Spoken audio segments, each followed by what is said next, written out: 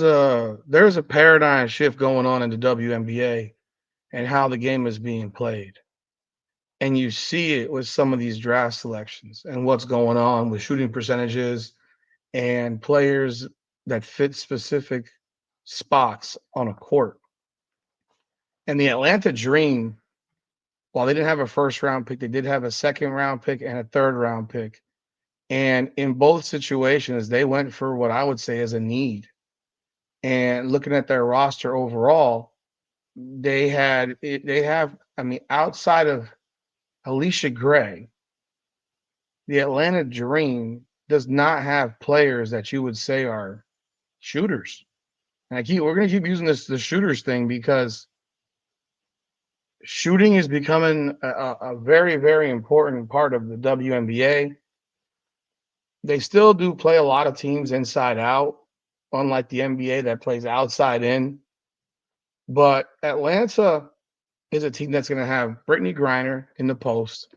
They have an established core. Jordan Canada playing point, Ryan Howard at the three, Alicia Gray at the two. I'm guessing that Brianna Jones will probably start at the four.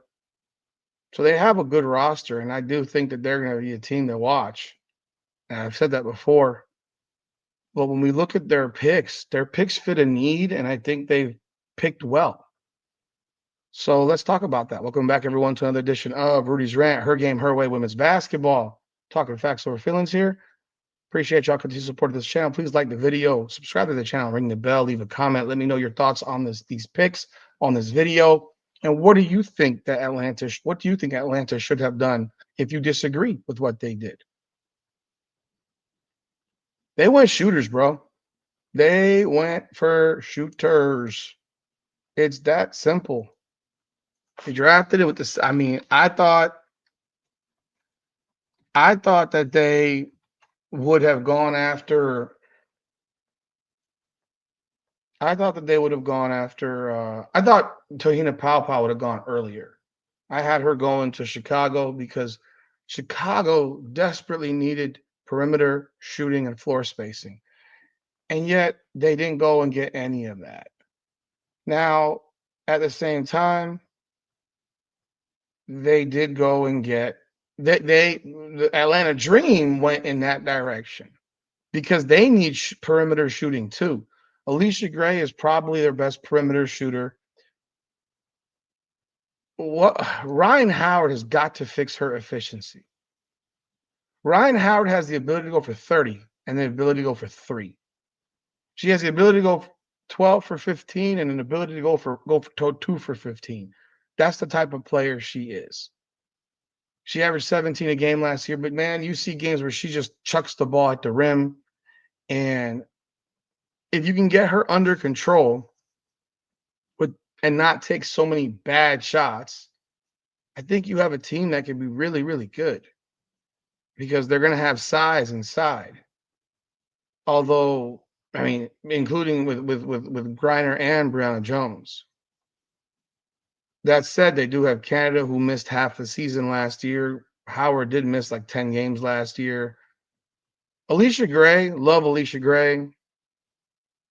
I love Alicia Gray, but she does have a tendency to be a little bit streaky from the perimeter. But when they made these selections and they picked up Te-Hina Paopao out of South Carolina, who shoots 40% plus from three, and she shot almost 46 or 47% last year from three.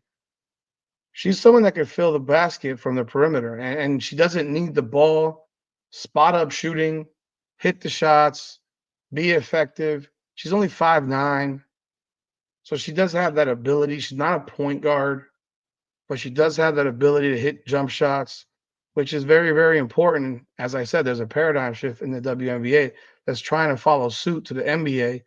I guess maybe in their opinion to make the game more exciting, although I can't say that if I start seeing WNBA teams taking 43s a game that I'm going to enjoy it.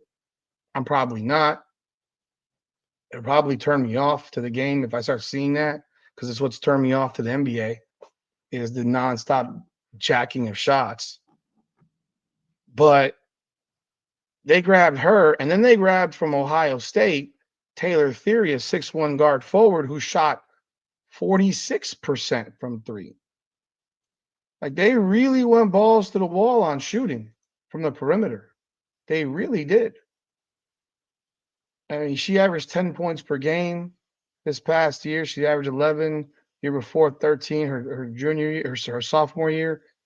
She's very, very efficient. I mean, goodness, she's a career 59.7% shooter from the field, career 43% from three, shot 46.4% from three this past season. She is highly efficient. Led the conference in steals with 2.3 steals.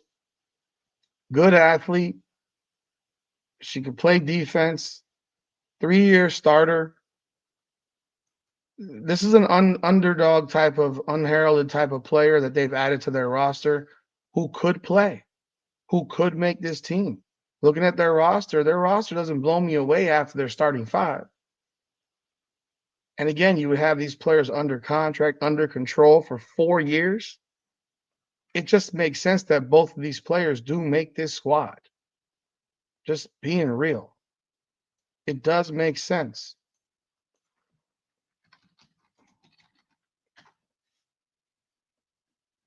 They did get a couple of players also who don't even know how they got. I mean, I think they came over as free agents or drafted earlier.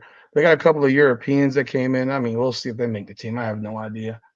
But in the draft, I think they did really, really well for themselves. They got areas of need. So there's players I don't think that will make the squad that were on. I think both these players make this team. I think both of these players will make this team. And some of these vets will not be in the league when this is all said and done for Atlanta. But to have these types of of shooting guards available coming off of your bench is very, very important. And I think they hit it big with the 2 picks they had that will help their team pretty much immediately. You can't coach this, man. This is what you got. You got some couple of girls who can fill it up from deep. And we'll see what happens. But Atlanta's definitely gonna be a team to watch this year. So be on the lookout for them. Let me know your thoughts in the comments. What do you think of these picks? Like, subscribe, and follow. Leave a ring the bell. This is Rudy's Rant, Her Game, Her Way Women's Basketball. Come on now.